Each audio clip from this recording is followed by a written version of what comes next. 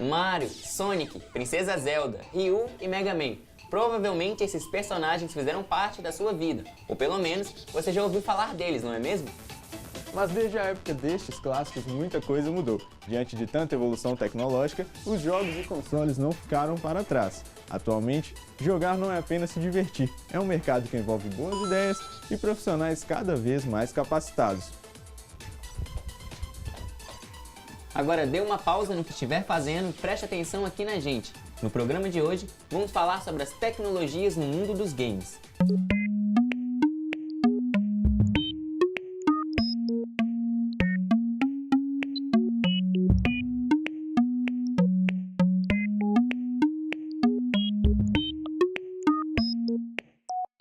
Os desenvolvedores de jogos têm investido cada vez mais em novas técnicas para atrair os diferentes tipos de consumidores, dos melhores gráficos à melhor jogabilidade. Atualmente, as novas tecnologias são usadas em prol da excelência dos games.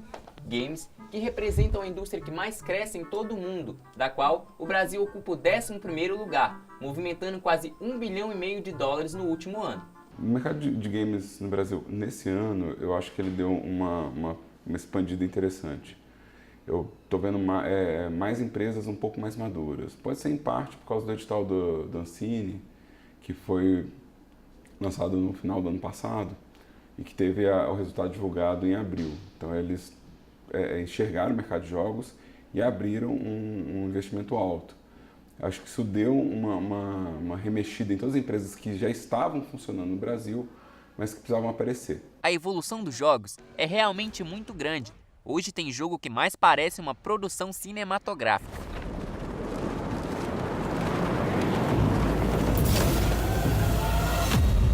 Evening the odds.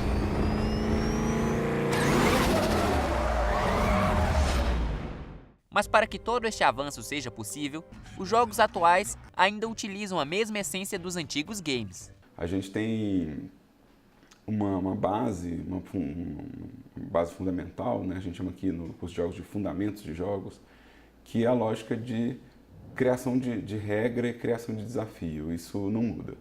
Então, assim, a gente pega um videogame com Atari, se você olhar pelo gráfico dele hoje, com tanto jogo 3D, com minúcia de detalhes, como é que isso deu certo? Como é que um jogo tão primário deu certo? É porque, na verdade, o fundamento de desafio e de entretenimento já estava ali.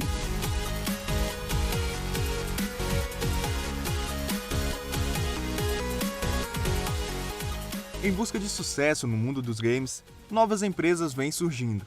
Com ideias criativas, a Long Hatch, em Belo Horizonte, está no mercado há 3 anos. O foco está no entretenimento. A gente desenvolveu um jogo que chama Magenta Arcade, jogo completo, né? É um jogo que a gente demorou 6 meses para fazer e ao longo da trajetória até o Dandara, né? A gente fez um monte de jogos pequenos, jogos de game jam, esse tipo de coisa. Ter o próprio jogo lançado em um console é um desejo de muitas empresas de games no Brasil. E quando esse console é a nova aposta da gigante Nintendo, é ainda mais especial. Logo a Long Hatch lançará o Dandara, um dos primeiros games brasileiros para o novo Nintendo Switch.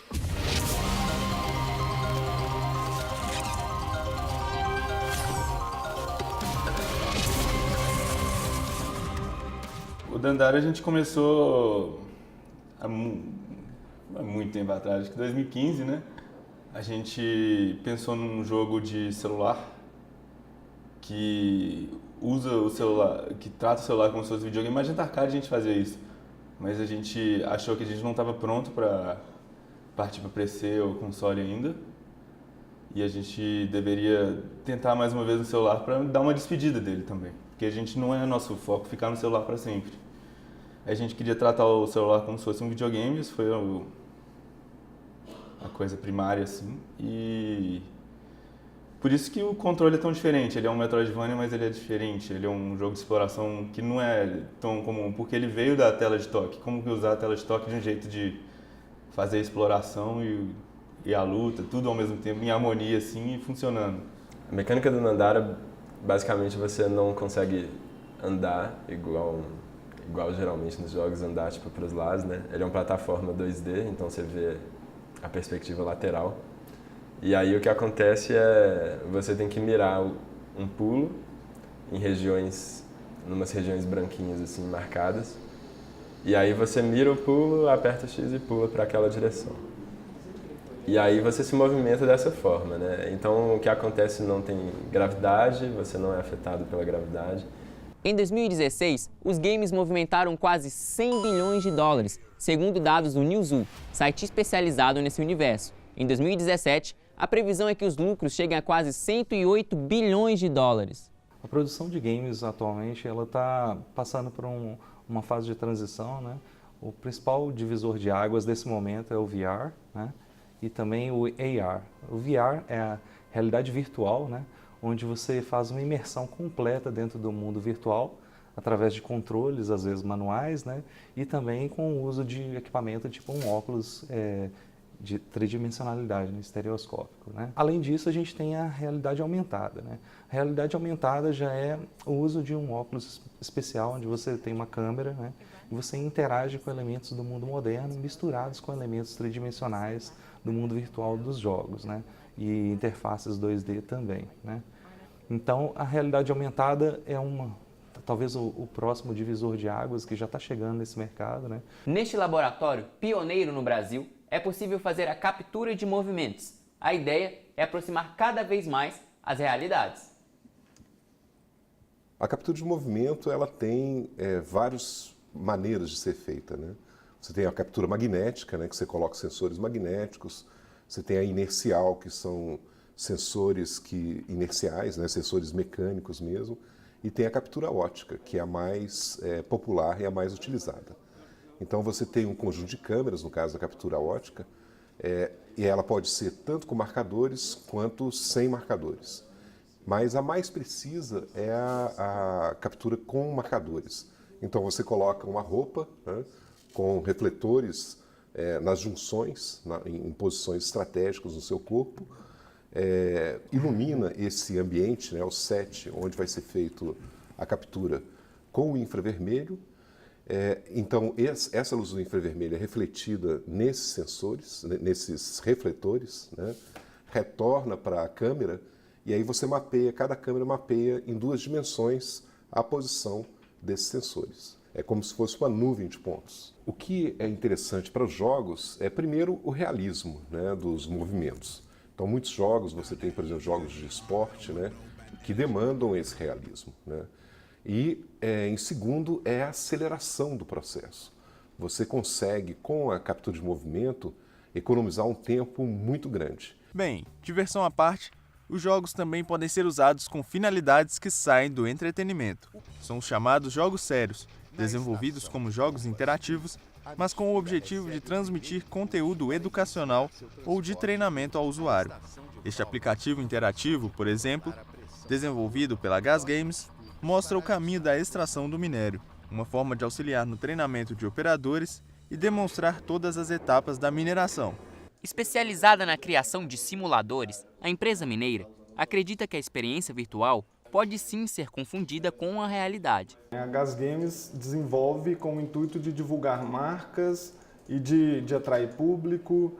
Né, quando a gente trabalha para um evento, por exemplo, que a gente coloca em um stand de um cliente algum tipo de experiência tecnológica, utilizando realidade virtual, realidade aumentada, a gente tem um intuito de atrair pessoas para ir no stand, para conhecer a marca de uma forma diferente, para mostrar que aquela marca é uma marca inovadora, de vanguarda. O nosso mercado são os adver games, que são os jogos focados na publicidade e divulgação. Hoje a gente está com um foco maior nos simuladores também, que a gente está tentando desenvolver esse lado do mercado para simuladores, principalmente simuladores que nem o nosso simulador de montanha-russa, que são focados no entretenimento. A gente está com algumas ideias já novas de simulador de jet ski, simulador de parapente. Se sentir dentro do game é uma experiência bem divertida. Nem mesmo o nosso cinegrafista resistiu à realidade virtual. E como muitos jogos fogem do entretenimento, muitos jogadores também. Tem gente levando a relação com os games muito a sério e se dando bem com isso. São jogadores profissionais de videogames. O esporte está abrindo a porta para um novo perfil de profissional da área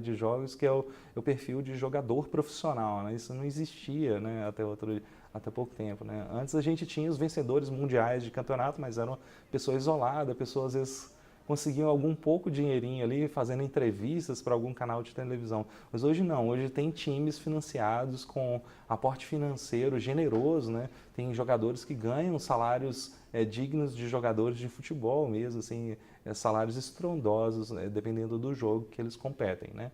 Henrique tem 16 anos e já acumula vários troféus e experiências. Desde cedo apaixonado com jogos, o estudante tem toda uma rotina de treinamento. Normalmente, dia de semana eu procuro treinar 2 horas por dia, porque tem escola, tem outras coisas para fazer. Mais perto de campeonato, assim, importante, aí tem que intensificar o treinamento, treino de 3 a 4 horas. É uma rotina bem tranquila, assim, mas perto de campeonato você tem que focar bem. O PES mudou muito minha vida, porque eu conheci vários lugares, fui para Buenos Aires, conheci vários estádios, conheci o Morumbi, estádio do River Plate, viajei para lugares que eu nunca pensei em viajar e com o PES me proporcionou isso, entendeu?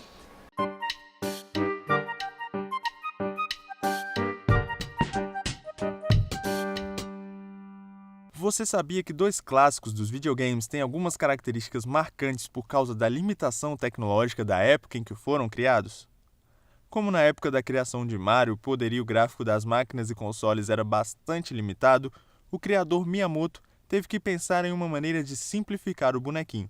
Para isso, o japonês o desenhou com um grande boné e um vistoso bigode. Já a famosa névoa do jogo de terror Silent Hill, a princípio, foi usada para esconder as limitações do hardware do PlayStation 1. Como o console não tinha potência gráfica suficiente para colocar tanto cenário na tela, a alternativa escolhida foi encher o fundo do jogo com um efeito de névoa. Com o avanço da tecnologia, este efeito não era tão necessário, e a Konami até chegou a tirar a névoa do remake em HD de Silent Hill 2 para o PlayStation 3. No fim das contas, os fãs reclamaram tanto dessa ausência que a companhia teve que lançar um patch corrigindo esse erro. Chegamos à última fase do programa. E parece que o futuro dos games é bem promissor. Se quiser nos acompanhar, siga a gente nas redes sociais. Até mais! Tchau!